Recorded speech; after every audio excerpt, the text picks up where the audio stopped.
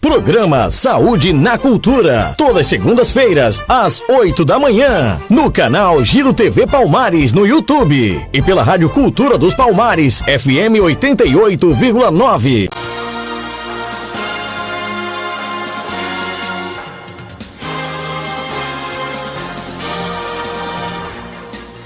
Agora 8h54. Bom dia para você que está acompanhando aqui a programação da sua Cultura FM.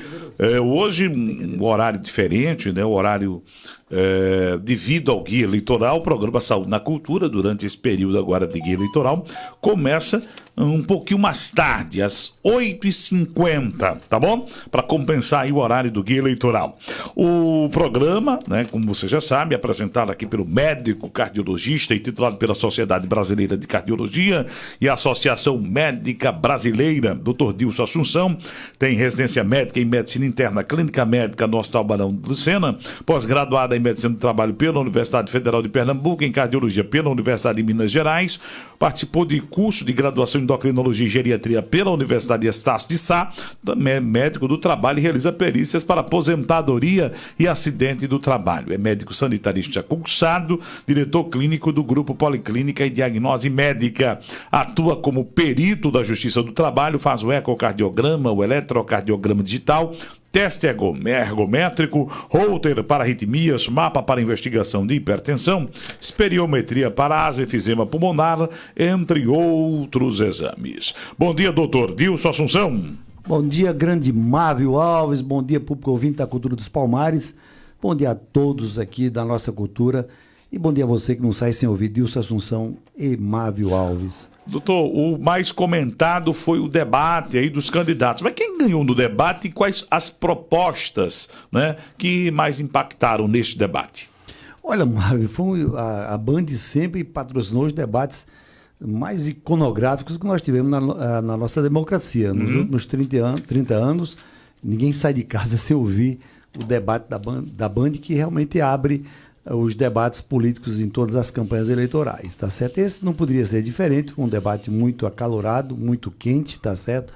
É um debate que nós tivemos o previsível, né? Ou seja, praticamente quase todos os candidatos atacando o presidente da República, como era de se esperar em qualquer debate, porque todo mundo almeja a cadeira do presidente. Mas foi um debate de muitas surpresas, tá certo? Acho que de uma maneira geral, quem ganhou o debate foi a democracia e o povo brasileiro, tá certo? Até a véspera do debate, imaginava-se que nem Lula, nem Bolsonaro iriam para essa contenda. Por quê? Porque há uma regra política, de sobrevivência política, que no primeiro turno, quem tem mais de 30% não deve comparecer ao debate. Por quê? Um debate que tem 5 candidatos, os que têm melhor pontuação, que acontece é o Lula e o Bolsonaro, vão ser, obviamente, atacados, que é da natureza, digamos, da política, de uma maneira geral. E não fugiu à regra, né? Lula foi bastante atacado por praticamente todos os candidatos, tá certo? Como também o Bolsonaro.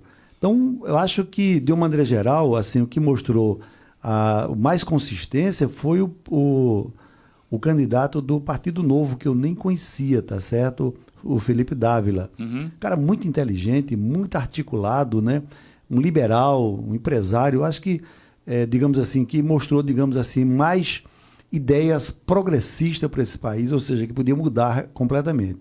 Então, as ideias do Felipe Dávila, acho que ele foi um dos melhores. Segundo, secundado pela Simone Tebet, também, a senadora do PMDB, apesar de algumas contradições da sua família, do seu esposo, Ramos Tebet e tudo mais, apesar de algumas coisas na CPI da Covid, ela teve um excelente desempenho, ou seja, para a mídia, de uma maneira geral.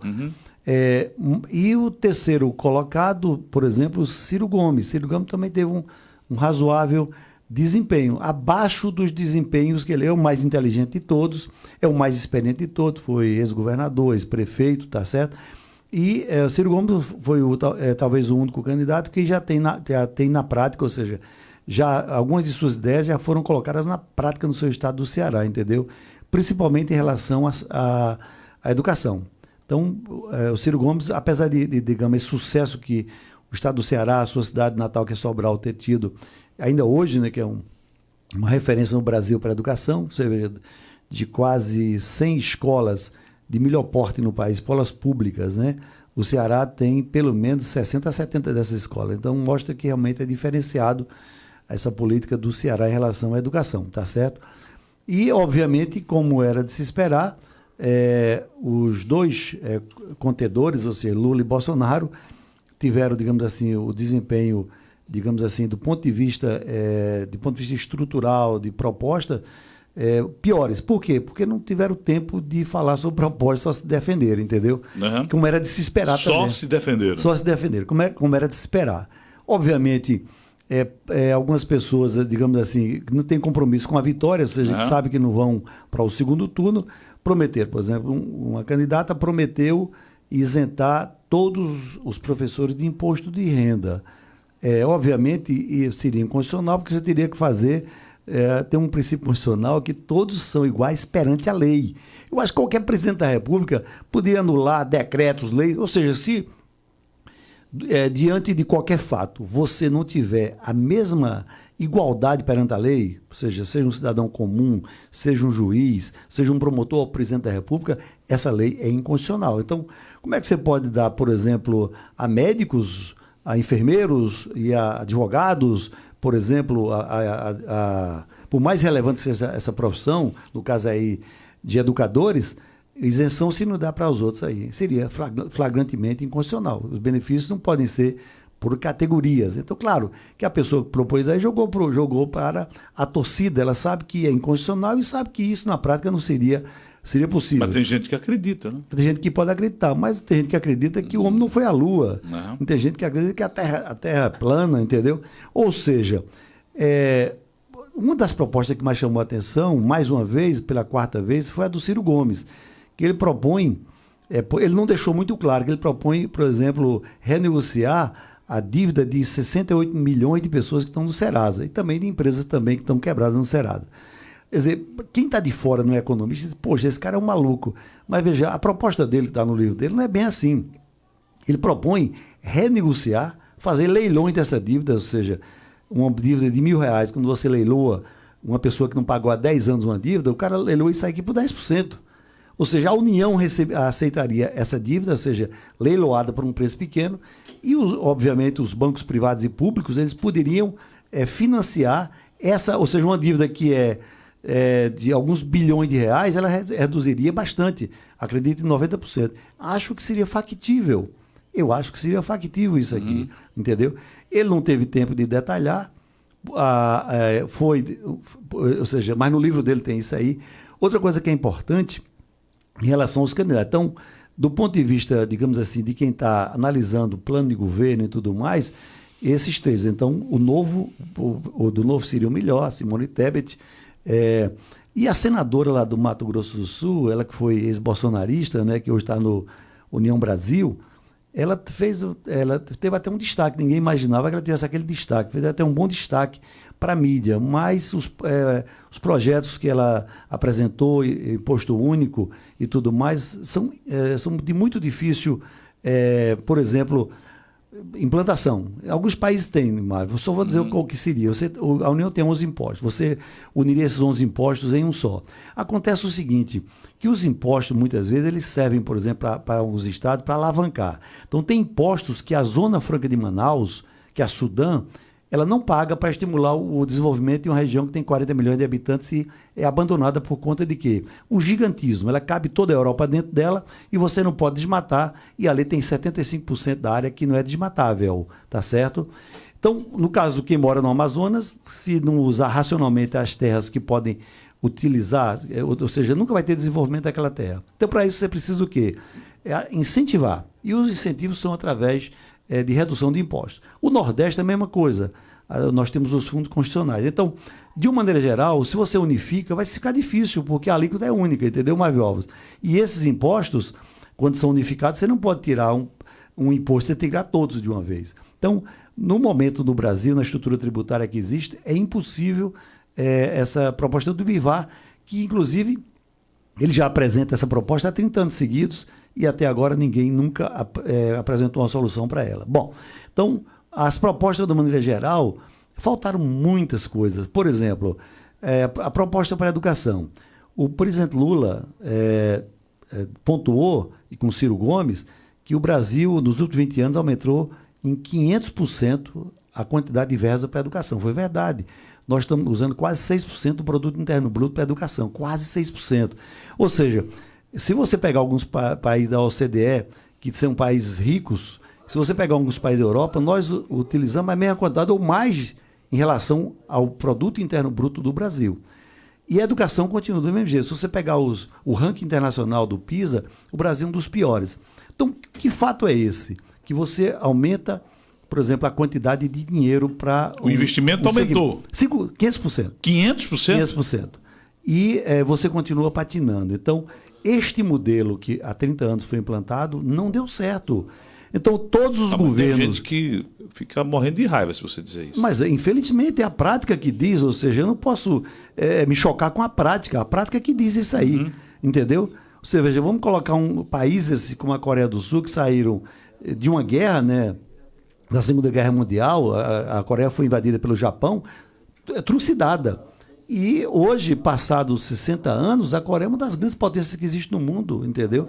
A própria Alemanha, que foi destruída completamente, teve que pagar a dívida de guerra até pouco tempo, hoje é uma grande potência econômica, a terceira maior do mundo.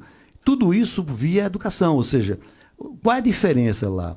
A diferença lá é que realmente o dinheiro que vai para a educação, ele é utilizado da maneira correta, ele não se desvia. Aqui no país, calcula-se que mais da metade fica no caminho da corrupção. Outra coisa que é importante, professores e alunos são permanentemente checados, de uma maneira geral, para ver o seu desempenho. Ou seja, os diretores e dirigentes são eleitos de acordo com o seu desempenho. Nos Estados Unidos, por exemplo, o diretor de escola ele é eleito. Se ele tiver um rendimento ruim, ele, administrativamente, e os alunos também tiverem, ele perde o emprego na mesma hora. E assim por diante. Ou seja, não tem a ingerência política. Quando Angela Merkel saiu, entrou o novo primeiro-ministro, praticamente não mudou nenhum cargo na Alemanha, só muda mesmo os cargos políticos. Aqui você muda até o servente de uma escola e assim por diante. Então, nesse caso, essa é a grande diferença, não é dinheiro que é, entendeu? Ou seja, outra coisa que não foi, a formação dessa gente, a formação continua igual há 30 anos. O modelo de formação, de informação e de formação de pessoas para o século XXI é completamente diferente. Nós estamos ainda no modelo analógico, enquanto o mundo está no modelo digital. Então, ou a gente muda essa performance, ou seja, do professor e aluno utilizar todas as tecnologias, mudar o currículo dele. Você pega hoje o currículo brasileiro, parece mais uma biblioteca do Google. Você tem que aprender tudo e não aprende nada. Para piorar tudo isso aí, Mávio Alves, esses 2 anos que nós ficamos parados, ou seja, sem aulas. O Brasil foi o primeiro país do mundo a fechar. A pandemia não estava nem começando, nós fechamos as aulas. E foi o último a abrir as aulas. Então, hoje os estudos de projeção, nesse caos que é a educação no Brasil, já demonstram o quê? Que no caso da matemática, nós vamos ter 15 anos para recuperar. Nossa! Para recuperar o que éramos antes da pandemia. Isso quer dizer que vamos continuar na rabeira do mundo. No questão de português, que é fundamental, 10 anos. Ou seja, então nós condenamos uma geração inteira ao subdesenvolvimento, Mávio Alves. Então isso aí, o esforço que os políticos, a sociedade tem que ter nos últimos anos, a abnegação para tirar essas crianças da rabeira do desenvolvimento educacional e tecnológico do mundo vai ser muito grande. Isso é uma tarefa hercúlea para todos os brasileiros e brasileiras, tá certo? Por quê? Porque você tinha, no caso das escolas, era um único ambiente que era totalmente controlado, porque eu posso colocar máscara na criança, Mávio Alves, eu posso colocar máscara no professor, a quantidade de alunos por classe era reduzido, não deveria ter fechado, como muitos países não fecharam, e que mostrou que foi um grande erro, e as pessoas não respondem por isso, entendeu? Porque muitas vezes não era científico, a gente não sabia o que ia acontecer. Bom, você não precisava ter esse radicalismo em relação a um setor. Por quê? Se eu deixei uma comunidade que é totalmente, digamos assim, controlável, eu controlo a entrada de um aluno, eu controlo tudo que está ali dentro ali, e ali só circulam aquelas pessoas que devem circular, 500, 600 alunos. Por que eu deixei trens, metrôs, grandes aglomerações de supermercados abertos, entendeu? Por conta de que interesse? e assim por diante. Então, isso destruiu a economia de um país, entendeu? Graças ao agronegócio, né, que é tão satanizado. Nós conseguimos dar a volta por cima, né? Ou seja, o Brasil hoje alimenta 11% da população do mundo e com esse boom que o agronegócio, quem trabalha no campo, quem vive sábado, domingo, feriado, dia santo, sem ter nenhum tipo de férias, sem ter nenhum tipo de regalia, ainda é esculhambado por quem está em Copacabana, entendeu? Ou seja, sem saber a realidade do campo, entendeu? É verdade. Ontem, inclusive, tem uma coisa importante nesse debate, também do Felipe Dávila, entendeu? Ou seja, ele mostrou, por números nacionais e internacionais, aqui o agronegócio brasileiro, no caso, é o que mais preserva, porque a lei do Brasil é draconiana. Ou seja, para você plantar cacau, você tem 80% de cobertura de floresta, 20% de uso da terra. Ou seja, isso não existe em nenhum país do mundo. Não. Ou seja, e nós continuamos apedrejando, defendendo o Macron da França, defendendo a Europa de uma maneira geral. Esse pessoal usa mais de 60% das terras agriculturáveis. O Brasil não chega a 20%, Mávio Alves. Ou seja, e nós passamos a ter o quê? Nós passamos a receber um monte de ONGs aqui no Brasil para esculhambar o Brasil, um país que todos os grandes organismos internacionais mostram que sem o agronegócio... Veja, o Brasil tem 3% da população mundial. E ele alimenta atualmente 11%, poderíamos chegar a 15% em 2 anos, tá certo? Nós temos milhões de hectares de terras que não estão sendo utilizadas. Você veja que na Mata Sul, totalmente abandonada, grande parte, a usina Catente tinha 43 engenhos. Você chega na Europa, doutor, se você tiver um quintal com 100 metros quadrados, você planta uva, não tem nada, até digamos assim, nas janelas se plantam para se consumir. Aqui no Brasil nós temos terras sem utilização nenhuma, entendeu? E ainda conseguimos apedrejar o grande boom do agronegócio, que é o que sustenta o país, doutor. 50% de tudo que entra no país de dinheiro é o agronegócio. E milhões de pessoas vivem disso, 20 milhões de pessoas vivem disso. Ou seja, o sujeito alimenta o país, o sujeito traz divisas para o país, entendeu? É aquela questão do cachorro, que é bem alimentado e ainda termina mordendo a mão do dono e assim por diante. Então, esse debate também se viu. E o Felipe Dávila, que eu não conhecia, do Novo, entendeu? Deu um verdadeiro show disso aí. Outra coisa que é importante em relação, que ficou fora, a questão da privatização. Aí você diz assim, esse tema para o povo, meu filho, que foi exatamente a não privatização de muitas empresas, com controle estatal, exatamente que criou-se o quê? Os grandes escândalos desse país. As empresas estatais desse país e de muitos países do mundo servem para quê? Cabide de emprego, desvio de finalidade. Ou seja, não é só Petrobras, todas as grandes empresas, entendeu? Talvez você não saiba, meu amigo, essa casta que domina o país, uma empresa qualquer, nós temos 500 estatais. Então, cada estatal dessa tem um conselho administrativo. Tem estatal, Mávio Alves, Furnas, Petrobras, que paga R$200 mil para o cara ter uma reunião de 3 em 3 meses, os chamados conselheiros. Ou seja, é muito dinheiro jogado fora de um país pobre como esse. Agora eu vejo lá o cara que ganha salário mínimo desempregado defendendo a permanência de empresas estatais, que ele nunca vai. Quem vai entrar nessas empresas são as castas que o Brasil tem. Os políticos, os filhos de políticos e assim por diante. Você veja, um Senado Federal tem uma gráfica que tem 4 mil funcionários, só tem 81 senadores. Você já viu alguma gráfica do meu amigo Tavernar pagar a Rosiana Sarney R$40 mil de salário, se aposentou agora, governadora do Maranhão? Era da gráfica. Gráfica que você nunca recebe nenhuma correspondência. Exatamente, que nunca presta conta de nada. Então, o povo termina defendendo exatamente essas coisas que vai servir para cabide de emprego dos grandes e assim por diante. Então, a privatização é fundamental para esse país sair disso aí. Ou seja, privatizar as estradas de rodagem para que a gente não fique como Pernambuco totalmente esburacado. Tem que privatizar, quem tem que pagar isso aí é o cidadão com seu pedágio, tá certo? E reduzir outros impostos e assim por diante. Então, 500 estatais, o governo pode ficar até com o controle de algumas importantes. Mas vamos colocar a Petrobras, que foi tocado lá. A Petrobras, que é a maior empresa da América Latina. O próprio Lula confessou que vendeu 70 bilhões dela. Inclusive, eu comprei um pedacinho dela com o meu fundo de garantia, viu, Mário? Não sei se você na época comprou o seu. Eu comprei com o meu fundo de garantia, porque rendia 3% ao ano. Como ela quebrou, quando eu fui vender, dos R$10 mil que eu tinha, eu só vendi por 1.200, ou seja, eu perdi R$8.800 depois de 10 anos. O que aconteceu com a empresa que perdeu quase R$ 1 trilhão. Ou seja, e hoje eu vejo uma empresa dessa que este ano está pagando o Auxílio Brasil. Ela teve um lucro nesses 2 ou 3 trimestres, mas mais de 100 bilhões, isso não existe. Foi a empresa no mundo inteiro que mais pagou dividendos a seus acionistas. Aí, ou seja, quando o Lula disse que vendeu 70 bilhões, ele está correto. Fernando Henrique vendeu uma parte, Lula vendeu o resto. Hoje, 36% da Petrobras é do Brasil. Dos 100 bilhões que ela lucrou, 36 ficaram no caixa da União. E o restante, grande parte, foi para onde? Para os grandes fundos internacionais de previdência dos Estados Unidos. Para quê? Para pagar as gordas aposentadorias dos americanos. Isso. Porque hoje nós só temos 36%. Aí muita gente diz assim, mas o governo tem 50,8%? Não, gente. Esses 58% são das ações que têm direito a voto.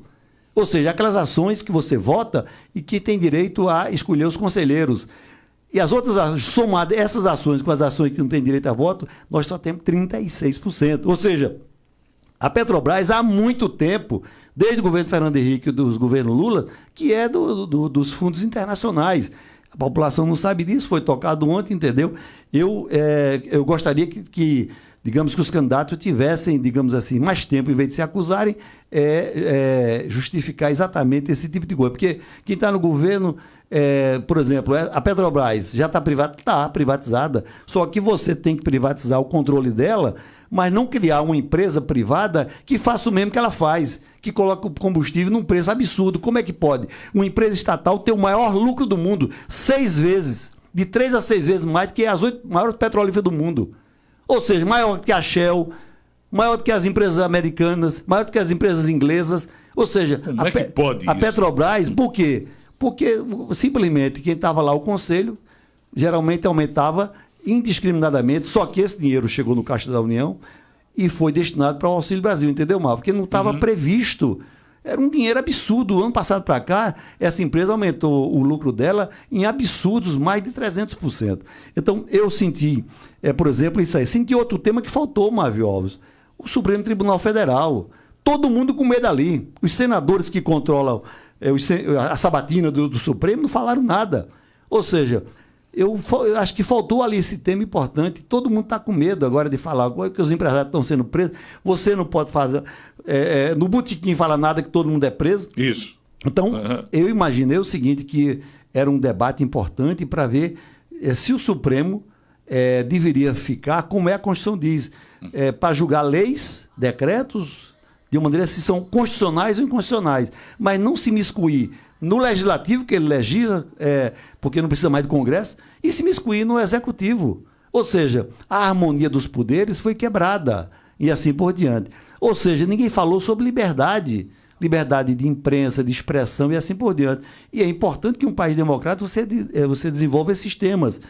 De uma maneira geral, o tema mais comentado antes de começar o debate, de quase 3 horas, foi sobre corrupção. A corrupção, de uma maneira geral. Foi o tema mais procurado no Google por conta disso. Porque está no DNA nos últimos anos, o Brasil sempre foi corrupto. Mas o problema é que a corrupção nos últimos anos foi institucionalizada.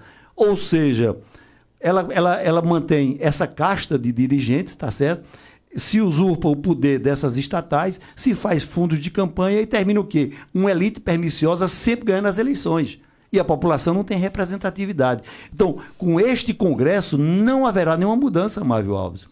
Aí falou-se, por exemplo, nessa questão dos deputados, esse fundo secreto. Primeiro, não é fundo secreto, porque ele está nas leis orçamentárias, ou seja, foi aprovado pelo Congresso, não tem nada de secreto a sua destinação. O problema foi o seguinte, foi a maneira que os deputados tiveram de reduzir ou acabar com o poder orçamentário do presidente. O presidente votou, mas é voto vencido, porque quem manda no Congresso, obviamente, são todos esses deputados ali, de uma maneira geral, e todos votaram a favor desse que eles dizem que é secreto, mas não é secreto. Orçamento secreto. Não é nada de orçamento secreto, simplesmente o poder legislativo usurpou aquilo que o executivo, ou seja, no Brasil, nós, sem ter parlamentarismo, quem manda mais é o Congresso Nacional. Aí, resultado secundado pelo Supremo Tribunal Federal, entendeu? Ou seja, o presidente está, de maneira geral, se não mudar, está sendo um fantoche, porque quem manda são deputados e senadores e muitas vezes não tem as ideias mais republicanas. Outra coisa que faltou nesse debate, Mávio Alves, foi a questão da saúde, o financiamento da saúde. O financiamento, como está posto hoje, é impossível. Você veja, uma consulta está há 15 anos parado em R$10. Então, 70% dos atendimentos no Brasil são feitos por Santa Casa de Misericórdia, não tem fim lucrativo. Estão quebrando todas elas. Como é que você vai manter um hospital de alta tecnologia, a não ser por doação de empresário, como o Hospital de Barretos e assim por diante? Então, precisamos encontrar, e isso era um debate importante, ou seja, qual é a fonte? Não tem dinheiro. Lembrar, gente, dinheiro novo não tem. O país, o investimento metade do que o país arrecada é só para pagar a dívida interna, juro da dívida interna. Então, o financiamento da saúde era fundamental, Mávio Alves. Lembrar, gente, que a Constituição de 88, ela fez o quê? O governo federal, ele financia o sistema, gerencia na parte macro. Os estados, de uma maneira geral, ficam com a média complexidade, os grandes hospitais, como o Hospital Regional aqui de Palmares, por exemplo, é média complexidade. E toda a rede do SUS de prevenção, vacina, fica com o município. Outra coisa que eu vi lá, por exemplo, que o Ciro Gomes, que foi prefeito, ele podia ter dito, quando diz assim, que o Brasil está reduzindo a parte vacinal, ou seja, o percentual de vacina que, por exemplo, na minha época, como secretário, como diretor de DIRS, era 95%, 100%. Era uma disputa entre municípios. Ou seja, aí reduziu. Aí acreditam sempre tudo a quem? Ao financiador, que é o governo federal. Gente, o governo federal compra vacina, dá dinheiro para você comprar os freezers. Quem executa são os municípios. As 340 mil salas de vacina são municipais. Ou seja, não existe em Palmares, em nenhuma da região, nenhum funcionário federal para vacinar. Então, se tiver alguma dificuldade, são os municípios, porque a vacina está ficando aí, em muitos locais, chega até a perder a validade, de uma maneira geral. Então, Ciro Gomes, que foi prefeito e sempre, por exemplo, tinha 100% lá em Sobral, e teve deixar bem pontuar que é de responsabilidade do município a aplicação da vacina. A União Federal, ela compra, ela incentiva, ela tem grandes laboratórios, como o Butantan de São Paulo, que é do governo do estado, e a Fundação Oswaldo Cruz do Rio de Janeiro. Mas quem aplica e quem mantém essa máquina fantástica que o Brasil tem com milhares de salas de vacina do Brasil todo, dos PSFs, obviamente, quem faz isso aí são os municípios. Então, muitas coisas ficaram aí. Agora, bom, para fazer um resumo aqui, ou seja, os 3 primeiros assim, que tiveram mais tempo de fazer propostas são os 3 primeiros que somados só tem 2%. Ou seja, o Felipe Dávila, que foi o melhor, nem pontuar na internet, pontua. Não está pontuando. Veja como é que é o povo brasileiro, né? A Simone Tebet está lá com 1 ou 2% e a candidata do partido União Brasil também praticamente não pontua, tá certo? O resultado, os 2 candidatos foram os mais dilacerados, porque obviamente todos bateram nele, entendeu? Uhum. Houve um grande, digamos assim, qual foi a maior polêmica disso aí? Foram 2 polêmicas. 2 foram produzidas por Bolsonaro, 2. Uma foi com a Vera Magalhães, que é uma repórter, que talvez seja uma das repórteres assim, mais assim, agressiva do ponto de vista de pergunta, porque ela não pergunta a nenhum apresentador, ela faz uma acusação. Você é ladrão, o que é que você acha que você é ladrão? Ou seja, Vera Magalhães, ela é ligada ao João Dória, tá certo? Ela é colunista da Rede Globo, né? E a Rede Globo tem muita mágoa, né? E uma das mágoas foi exatamente isso aí, porque a Globo tem milhares de empregados e ela pagava como PJ, ou seja, todos os grandes atores recebiam como empresa, era a empresa William Bonner Limitada. Uhum. Isso fazia com que eu reduzisse minha carga tributária em 50%, enquanto os brasileiros que ganham, por exemplo, um valor X, pagam 27,5%, o cara pagaria 10%. E aí, a partir de 2018, a lei, a CLT foi cumprida. Você tem que colocar, Faustão ganhar 5 milhões, o nosso Bonner. E aí o seguinte, isso deu um prejuízo muito grande, porque era bom para as 2 partes, entendeu, Marvel? Uhum. Além do mais, o seguinte, quando se paga uma propaganda, se paga por visualizações. Então, por exemplo, a Globo, por exemplo, e outras, como a UOL, ela tinha uma participação grande, mas é pequena. Ela recebia quase 70% de todas as verbas. O UOL, por exemplo, que a Vera Magalhães também é colunista de lá, ela recebia 500 milhões de reais por ano. Hoje recebe 4, porque Porque a audiência é pequena da Folha de São Paulo, quase não existe mais. Então você recebe de acordo com a sua visualização, seu Ibope? Você não pode receber, você tem 20% de um programa lá, sei lá, da Globo, o maior tem o Jornal Nacional e tudo mais, você não pode receber por 70%. Então, quando eu vou fazer uma propaganda no Google, aí ele diz, doutor, você vai ter 5 mil visualizações. Aí eu vou pagar por 5 mil. Todo mundo é assim, entendeu? E isso deu um prejuízo danado. Então, a essas duas empresas que hoje são enfileiradas. Então, aí coloca a Vera. A Vera estava lá. A Vera fez em vez de fazer a pergunta, fez a acusação. Ela na CBN, ela faz 3 programas diários. Os 3 programas é uma fixação. E o Bolsonaro chegou a fazer uma piada, de mau gosto até, viu, Marvel? Porque é o seguinte, porque quando você pensa muito numa pessoa, por mal, por bem, você tem uma certa paixão por ela. Isso. E ele chegou por isso. Isso é freudiano, entendeu? Porque ela só pensa nele, entendeu? É 24 horas pensando no Bolsonaro.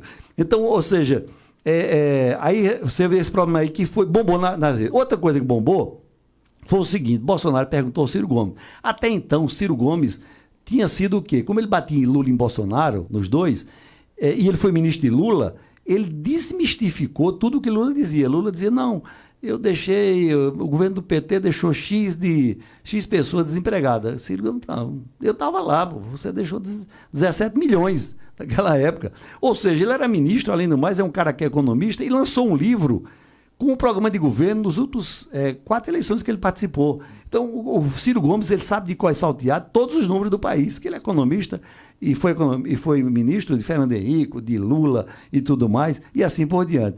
Então, coube, e ele tem muito mais, digamos assim, autoridade. Por quê? Porque ele é de esquerda, ele era ligado ao governo de Lula, e uma pessoa que é do mesmo grupo, quando faz uma crítica, tem muito mais autoridade que Bolsonaro, que é um camarada que é contra esse pessoal. Então, o que Bolsonaro fala, o pessoal que apoia Lula não tem valor nenhum, porque aquilo ali, e vice-versa, entendeu, Marvel? Mas aí coube a quem? Aí, quando o Bolsonaro perguntou sobre Ciro Guedes perguntou sobre a fraquejadazinha que Bolsonaro deu quando nasceu uma filha. Por sinal, é a filha que ele mais gosta, dos 4 filhos é o que ele mais gosta. Então ele, como naquela conversa de botiquim, disse, olha, eu tive 3 filhos ou 4 filhos, sei lá, e aí deu uma fraquejadazinha, nasceu a menininha dele lá. Isso pegou na internet, tá certo? Aí todo mundo procura isso. Aí ele, para rebater o Ciro Gomes, aí disse, olha, eu queria saber o seguinte, você me acusa disso, eu queria saber sobre, há 20 anos atrás, quando você falou, uma atriz da Rede Globo, né, Patrícia Pilar, a repórter perguntou, junto dela, ô Ciro Gomes, qual vai ser o papel da Patrícia Pilar no seu governo? Você virou para ela e disse, você dormir comigo. E isso foi um escândalo nacional com as feministas. Bolsonaro resolveu... Eu lembro bem desse episódio. Lembra bem? Bolsonaro resolveu, no final do debate, desenterrar isso, para se defender da fraquejada, que ele já tinha pedido perdão, desculpa, etc. mais de 20 vezes. Resultado, Ciro Gomes pegou uma tréplica, mas esculhambou Bolsonaro. Ou seja, Bolsonaro não precisava, porque até então Ciro Gomes, como ele corrigiu os números de Lula, mostrava que Lula estava mentindo, ele passou a ser quase um aliado. Um aliado, claro. E olha lá, um aliado qualificado, que o cara é de esquerda, entendeu? Aí, resultado, aí Ciro Gomes virou o quê? Como é um coronel, entendeu? Ele, Bolsonaro, tem a mesma personalidade explosiva, terminou esculhambando Bolsonaro, entendeu? E assim por diante. Então, veja, outro aspecto importante foi a Simone Tebet. Boa parte do PMDB desistiu da sua candidata, principalmente aqueles que estavam no Petrolão. Que todo mundo, não sei se você sabe, que todo o dinheiro da corrupção do país era dividido entre 3 partidos. Era o PP, Partido Progressista, era o MDB, da Simone Tebet, principalmente o pessoal de Renan Calheiros e companhia, e o PT. Então, eles tiravam de cada contrato e dividiam 33%. Era 3% e cada um ficava com 1%. Só de bilhões, era bilhões. Segundo a delação premiada do Paulo... Palocci. Não, foi Palocci, mas teve outro também. O Palocci, como ele era o tesoureiro, ele disse, olha, uma parte desse dinheiro eu usei na campanha de Dilma, nós estávamos perdidos e eu precisei usar mais de 1 bilhão. Além do mais, eu abri Palocci dizendo, não, ameaça, eu abri uma conta no exterior, amigos dos amigos no exterior, de 300 milhões para Lula, dar aos prefeitos que ele queria, os governadores e tudo mais, e semanalmente eu sacava 50 mil reais e entregar em mão, porque ele foi ministro da Economia. Semanalmente. Ele sacava o dinheiro em espécie, e, obviamente, né, ele não fala, né? E levava na casa do Lula e assim por diante. Só que ele foi ministro de Dilma e foi ministro 2 vezes de Lula. Ele foi ministro de Lula 2 vezes e foi ministro de Dilma. Além de fazer a delação premiada, também se recuperou, porque é o seguinte, olha, todo mundo recebeu seus bens de volta e eu que roubei, porque ele usou o mesmo método que Lula, ou seja, fazia uma palestra e o banco que ele... a empresa que ele, de uma maneira geral, se corrompia, dava um percentual para ele. E aí, o que ele fazia? Ele colocava como fosse palestra. Exatamente igual a Lula. Foi criado pelos dois. Mesmo modus operandi. Só que o dinheiro de Lula foi devolvido. Lula ficou... De Palocci. De Lula foi devolvido. Devolvido. Está devolvido, está na poupança, a dona Maísa também. Mas o dinheiro de Palocci, as salas que ele comprou por alguns milhões... Ele está vivendo agora de uma aposentadoria de R$6.000. Então ele disse, olha, só vale para o outro, não vale para mim, porque o método foi o mesmo. Dinheiro do Lula, o dinheiro do Lula foi devolvido ao Lula. Ao Lula. Mas o dinheiro que ele devolveu, o Palocci devolveu, confessou e devolveu, não voltou para ele. Não voltou para ele. Aí ele acha que, já que o método era igual, ele confessou que o método ele fazia a divulgação. Ele aqui era o ministro que pegava o dinheiro e fazia isso aqui. Então, isso ficou assim, bastante nebuloso, tá certo? E aí o seguinte, no final a Lula falou sobre o Alckmin, alguém falou assim, porque o Alckmin foi... nós só tivemos no Brasil poucos oradores agressivos. Uhum. O mais agressivo de todos foi o governador da Guanabara na época, Carlos Lacerda. Isso. Entendeu? Na época Getúlio Vargas derrubou e forçou Getúlio Vargas a suicidar. Esse foi o mais agressivo, falava muito bem. E um dos oradores que são muito incisivos com as suas palavras, entendeu? De uma maneira geral... termina um deles é Ciro Gomes e tudo mais. Então, durante o debate, essa agressividade se fez presente. A Simone Tebet, quando o Lula foi fazer uma triangulação com ela, imaginando, poxa, ela é do MDB, ela vai me apoiar, porque grande parte do MDB, chama da banda podre, está comigo e ela vai também. Aí ela foi fazer uma pergunta a Tebet. A Tebet ele, depois de Ciro Gomes, foi a que mais bateu em Lula. Ela aproveitou a pergunta, entendeu? E detonou, porque ela nunca fez parte dessa banda podre, tá certo? E é por isso que o desempenho dela, de uma maneira geral, nas pesquisas dos cientistas sociais, ela foi uma das melhores, segundo o UOL, a melhor, em outros sites, o Felipe Dávila, tá certo? De maneira geral. Aí você pergunta, quem teve mais acesso? Quem ganhou o debate foi esse pessoal, do ponto de vista intelectual, foram os melhores. Agora, quem mais se beneficiou disso aí? Quem foi? Acho que foi o Bolsonaro. Porque, veja, apesar dessa briga com Vera Magalhães, com a Simone Tebet e tudo mais, com o Ciro Gomes, ele teve muito mais engajamento e visualizações do que todos os candidatos. Muito mais. Muito mais do que todos os candidatos. Ou seja, a bolha dele, por exemplo, funcionou muito mais e repercutiu muito mais. Ou seja, aquelas coisas que ele falou foram mais para esse grupo. Mas, doutor Dilson, o Bolsonaro estava sendo o Bolsonaro no debate, né? Outra coisa que foi questão da religião. A religião foi um tema muito polêmico na internet, né? Porque, por exemplo, a Nicarágua, que é um dos governos que apoiado financeiramente, né? Nós tivemos obras brasileiras que foram feitas lá e outros países. Há quem diga que recursos também, recursos também, né? Obras que, inclusive, foram feitas e o dinheiro ainda não foi pago, como Cuba, Peru. Tanto é que um presidente do Peru suicidou, doutor. Na investigação. Na investigação, o Alan Garcia suicidou. Ou seja, que achou que o seguinte, a polícia chegou lá, ele participou porque a Odebrecht ela não só, digamos, a corrupção ficou na América Latina. Porque era o seguinte, o cara dizia assim, eu quero fazer uma ponte transnacional entre o Peru e o Brasil. Aí o Peru disse, eu estou quebrado, não tenho dinheiro. Aí alguém ia lá fazer uma palestra e o BNDES, que é o Banco Nacional de Desenvolvimento Social, que é do Brasil, dava o dinheiro ao país e depois voltava para o Odebrecht.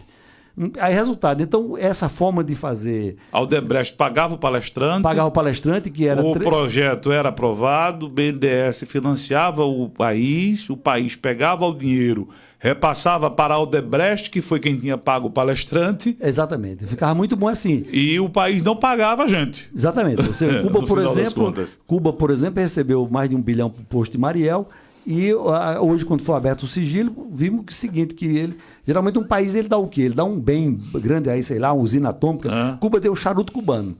Então, de garantia. De garantia. Bom, a gente não usa charuto cubano, entendeu? Eu, pelo menos, não sei nem até agora não recebemos quase nada. Então, nesse caso, Mário, a política internacional também foi passada aí. Porque boa parte desse esquema que foi para esses países de uma maneira geral, né?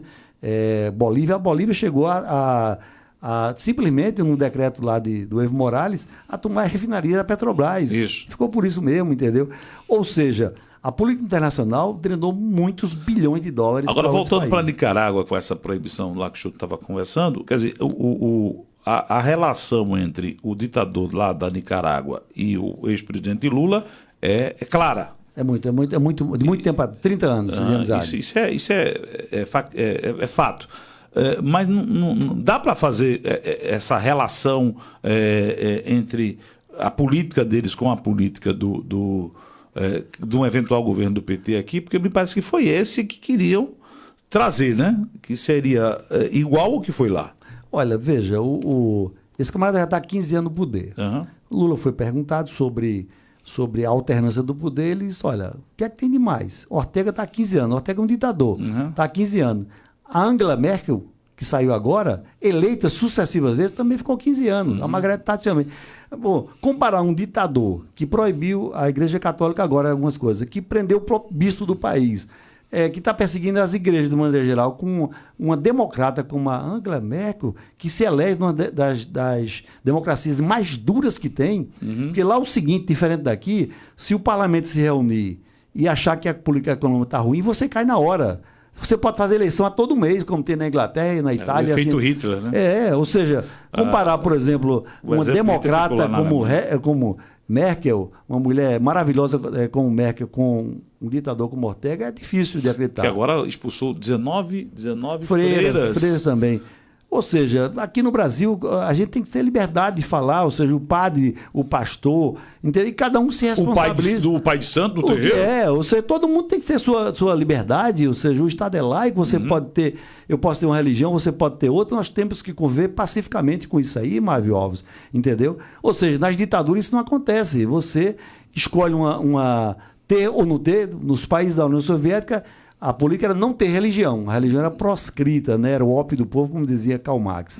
Então, nesse caso, essas ideias que estão se espalhando pelo continente de uma maneira geral, você veja, agora mesmo a vice-presidente lá da Argentina, né? A Cristina Kirchner, por exemplo, ela foi proposta, era 12 anos de reclusão por conta, mesmo esquema com o marido dela, financiamento de empresas empreiteiras, entendeu? Só que ela está no cargo, só depois que ela sair do cargo é que ela vai ser julgada. Ou seja, você veja que a corrupção, esse grupo, esse consórcio, pegou a América Latina todinha, doutor. E o que é pior, qual era a empresa símbolo de tudo isso que ligava a todos? A Odebrecht. Ou seja, essa empresa era o ícone de todos esses aqui, do Alan Garcia, da Bolívia. Então, onde tinha obra, tinha essa chamada Odebrecht, que foi criada, que foi estimulada nesses governos, entendeu? Aí, ou seja, de uma maneira geral, esse cancro, a população pode achar que não vale nada a vida dela, mas é esse dinheiro que vai financiar os programas sociais, é esse o dinheiro que faz com que o juros do Brasil seja um dos maiores do mundo, entendeu? Essa questão dos juros é uma coisa impactante, porque, veja, o Brasil pagou no último ano, em média de juros, Marvio Alves, o Brasil pagou de juros mais de 500 bilhões de reais de juros. Ora, se você somar a educação e a saúde, não dá 300 bilhões. Ou seja, você prover a saúde de 218 milhões de habitantes, você veja a diferença. Quem ganhou com isso? Foi Ciro Gomes desmistificar esses números. No governo do PT, os bancos privados receberam mais de 5 trilhões de juros. Tesouro passou... 5 trilhões. E os programas sociais, todos somados, não deu 400. Ou seja, os pobres receberam 400 bilhões e os ricos 5 trilhões. Isso dá 8 vezes mais. Quem era rico ficou mais rico e assim por diante. Então, de uma maneira... Isso está acontecendo no governo atual também. Os juros aqui estão do mesmo jeito. Muito alto. Ou seja, os juros estão do mesmo jeito. Ou seja, se você somar hoje também, está do mesmo jeito, 50% do produto interno bruto. Então, essa talvez fosse uma das coisas mais sensíveis e mais importantes que eles deveriam pactuar e não chegarão passando. Todo mundo tem medo desses temas, que são temas que digamos assim, eles só tratam, digamos assim, em saunas, porque a gente faz... Hoje, você sabe como é que é sauna, né? Quando você vai fazer um contrato hoje, bota o cara na sauna, porque o cara vai nu. Isso. Porque não leva gravador, não celular. Não tem Ou seja, como. Nas saunas da vida, literalmente nus, é que os caras estão fazendo agora os negócios, porque estão todo mundo com medo da PF, do STF e tudo mais. Olha, 9h37, Aureliano está perguntando aqui, bom dia, doutor Dilson, Mávio, tá, ouvintes da 88.9. Doutor Dilson, ontem, após o debate da Band, os comentaristas falaram bastante, segundo dois assuntos abordados: o orçamento secreto, que o senhor já explicou, e o sigilo de 100 anos. Pergunta, o que vem a ser esse sigilo de 100 anos que os comentaristas da Band não nos explicaram? O orçamento secreto, todo mundo já sabe, não foi secreto. Falou já. Foi imposto de cabeça para baixo do governo federal, que Lula disse vai acabar, mas não pode acabar. Vai acabar por quê? Porque ele vai ser caçado pelo Centrão. É a primeira coisa, entendeu? Porque foi o parlamento que aprovou, inclusive o PT. Entendeu? Segunda coisa que é importante, esse segundo tema aqui. O orçamento secreto é um orçamento criado pelos deputados e senadores e aprovado pelo Congresso. E o Supremo Tribunal, assim instado, se é constitucional, diz que é constitucional. Foi já que a Casa Legislativa, o Congresso Nacional aprovou, tá certo? O outro tema qual foi, Marvel? Que foi essa história desse 100 anos. 100 anos. O sigilo de 100 anos. O sigilo de 100 anos é uma lei criada pelo governo Dilma Rousseff, o governo do PT, foi no final do governo dela. Por quê? Porque o cartão corporativo, que o presidente usa e algumas estatais utilizam, ela é aberta na internet, no portal da transparência. E algumas coisas, segundo Dilma Rousseff, era sigiloso, porque um dos ministros dela, ao fazer uma compra, comprou uma tapioca. Como sair na coisa, isso virou o maior meme que tem, o cara usar um cartão corporativo. Orlando Silva. Pagou uma tapioca lá. PCdoB. Ou seja, ele pagou uma tapioca, estava numa praia e pagou uma tapioca com cartão corporativo do governo federal. Então, para não acontecer isso... Para ninguém ficar sabendo, na verdade. Aí ela colocou sigilo, entendeu? E você pode colocar sigilo em alguns documentos, principalmente documentos pessoais, que eu acho um absurdo. Nos Estados Unidos, por exemplo... sigilo de guerra e tudo mais, tem menor tempo. Tem sigilo que é a vida toda, a parte atômica e tudo mais, mas a maioria, com 20, 30 anos, você tira o sigilo de sair, porque algumas coisas são sensíveis. Questão de guerra, por que você decidiu por um tipo de avião e não decidiu por outro, essas coisas aí, existe um sigilo para portal da transparência, mas as entidades, de uma maneira geral, o TCU, a AGU, esses órgãos de controle interno, eles têm como vistoriar. Agora, ao público leigo, no portal da transparência, uma simples tapioca não sai, entendeu? É um absurdo, né? 9h40. Doutor Dilson, acabou o programa, viu? Foi rápido, veloz. Olha, minha gente, o doutor Dilson está hoje o dia todo aqui em Palmares, doutor Dilson? Hoje o dia todo, Mário. E segunda-feira a gente já está com o horário certinho marcado aí, né? Você está com a gente aí a partir das 8h50. Eu vou me despedindo, mas a gente volta segunda-feira com o Saúde na Cultura e eu passei o horário aqui. A partir das 11 horas a gente está de volta no Falando Sério. A nossa frase do dia, doutor Dilson. Olha, Mávio Alves, esse debate foi maravilhoso. Se você não sabe para onde está indo, você acabará em outro lugar. Ou seja, se você não almejar o reino dos céus, o reino de Deus, poderá acabar no mínimo no inferno. Um abraço, minha gente. Até mais tarde. Fique agora com o Nixon Pinheiro e Bom Dia Cultura. Programa Saúde na Cultura, todas segundas-feiras, às 8 da manhã, no canal Giro TV Palmares, no YouTube, e pela Rádio Cultura dos Palmares, FM 88,9.